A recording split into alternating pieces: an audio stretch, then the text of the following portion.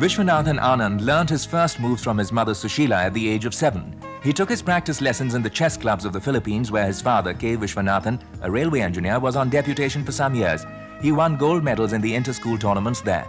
Back home at 12, Anand won the national under-15 with 9 out of 9 victories. At 13, he was the youngest player to qualify for the national A. In 1984, Anand represented India in the World Cadet Championship in Finland and got the bronze medal. In the same year, he participated in the Lloyds Bank Open Championship in London and won his first international master norm. And in the Chess Olympiad in Greece, he got his second international master norm. A third international master norm was, however, necessary, and it came a year later, in 1985, when Anand won the Asian Junior Championship in Hong Kong. Since then, he has not looked back. Your mother initiated you into chess, they say. That's right. My mother taught me how to play chess. She used to play the game herself. Was she very good at it?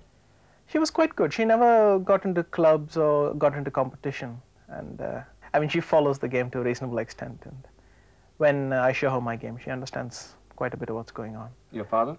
My father, not so much. Again, when he comes to these matches, he can follow what's going on. He's not a chess player by, from his childhood or anything. See, I used to spend a lot of time with him. We used to play chess, and he used to explain to me what went wrong or what went right, whether it's a brilliant game or it's a bad game, whether he's blundered, everything, he used to come and show me when he was quite young. Even today, he continues to do that. See, in Philippines, there is an afternoon 1-hour show on Chess Today, in which important games are discussed and two players play the game. At the end of it, they give a quiz. So she used to note down those games and repeat it to Anand when he comes back from school.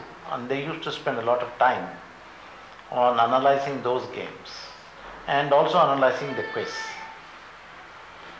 So this interaction between them was very vital in promotion of his attitude, his game. You don't have a kind of team of specialists advising you or training you at various stages? No, this is probably one of the problems in living in India. You're simply a bit isolated from the mainstream. I mean, even in India, if you wanted to get a team together, you just have to look at the way the major players where they live. I live in Madras, Parwa lives in Calcutta, Tipsay in Bombay. I mean, it's literally every part of the coastline. It's very important to form a proper plan, and that can be done only when you play with very strong players, because by playing with very strong opponents, say like Viswanathan Anand, and just by being with them and talking with them also, there are a lot of things which you just come to know, otherwise you won't know.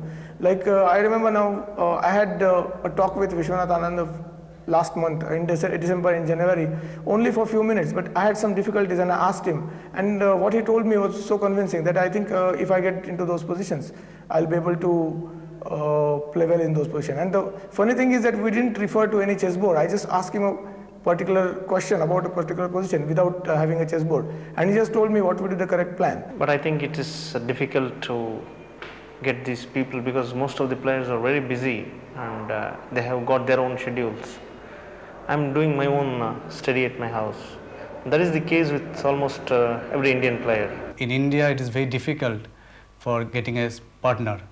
So we have to rely on chess books, and I think it takes a lot of time to go through books.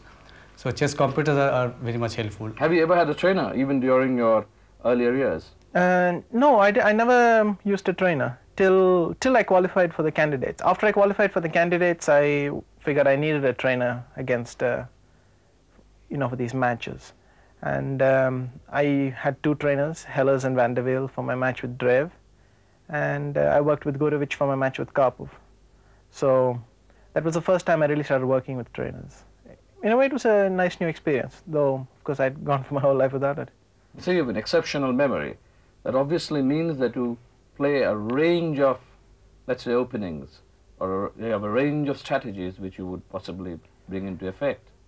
Generally speaking, yes. But again, I remember a lot of things I learned very early. But nowadays, I'm finding that you need a different kind of approach at the highest level.